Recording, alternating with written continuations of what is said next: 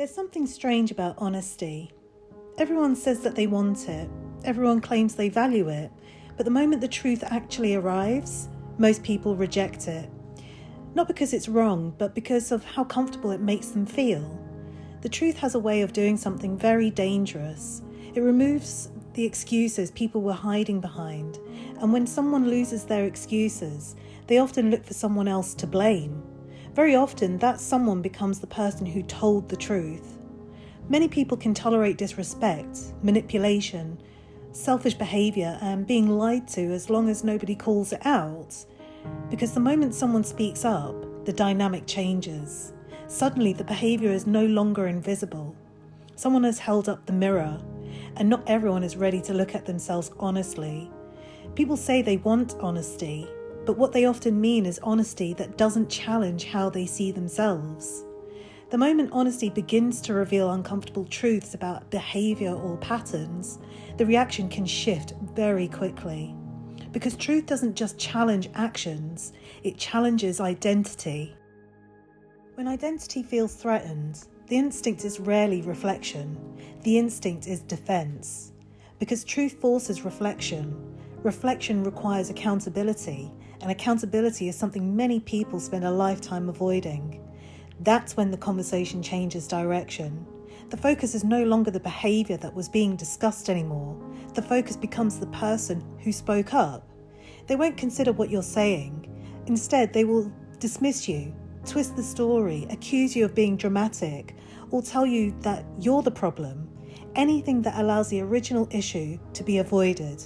Not because you were wrong, but because acknowledging the truth would require them to change, and change requires something many people avoid at all costs, and that's accountability. There's also something else that happens when truth enters the room. It interrupts the story someone has been telling themselves about who they are. Most people want to believe they're a good partner, a loyal friend, and a reasonable person. So when someone points out behaviour that doesn't match that image, it creates tension inside them. And instead of resolving that tension through reflection, many people resolve it by rejecting the person who pointed it out. I've experienced this many times in relationships. Different personalities, different situations, but the pattern was always very similar. When I tried to address a behaviour that was unhealthy or disrespectful, the response was rarely reflection. It was defensiveness, blame shifting, and avoidance. It can feel incredibly frustrating trying to communicate with someone who refuses to see their own actions clearly. Sometimes it feels like you're speaking a completely different language. I would sit there thinking, how are you not understanding this right now? You're explaining something that feels obvious, yet the other person cannot or will not understand it. So you think to yourself, how can someone hear the same word over and over and still refuse to see what's right in front of them? The conversation just ends up going around in circles. So instead, the conversation shifts towards discrediting the person who spoke up. Questions about intention, accusations, and even past situations may suddenly be brought into the conversation. And before you realise it, the original issue, the one that actually needed addressing, has completely disappeared from the discussion. Because the truth is, it's not confusion, it was resistance. Because understanding the truth would mean admitting their behaviour was wrong. And that's a level of responsibility many people spend their entire lives avoiding. But eventually you realise something important. You cannot force someone to see themselves. That is work they must choose to do on their own. Telling someone the truth about themselves can be difficult. It can create conflict and distance, but sometimes it can also plant a seed. Even if they reject it in the moment, sometimes the words stay with them, because truth has a strange way of resurfacing, sometimes months or years later. When they begin noticing the same problems repeating in different relationships, they may start wondering when someone once tried to tell them that very thing, what they once dismissed, might have contained some truth. That maybe the problem wasn't everyone else after all. So later in life, when they begin noticing patterns in their relationships, that moment of honesty might become the beginning of self-awareness, or it might not. Because the reality is, not everyone is ready to grow. but patterns repeat for a reason. If someone hasn't never been challenged about their behaviour before, they can move through life believing the problem is always someone else. To them, it's another partner who didn't understand them, another friend who was too sensitive, another situation where they somehow were the victim. Until one day, someone finally steps up and says the thing nobody else said. What they don't realise is that emotionally mature people don't need to win every conversation. They're capable of pausing instead of reacting, listening instead of defending, reflecting instead of redirecting the blame. It doesn't mean they enjoy hearing difficult things, but they understand that growth often starts with discomfort.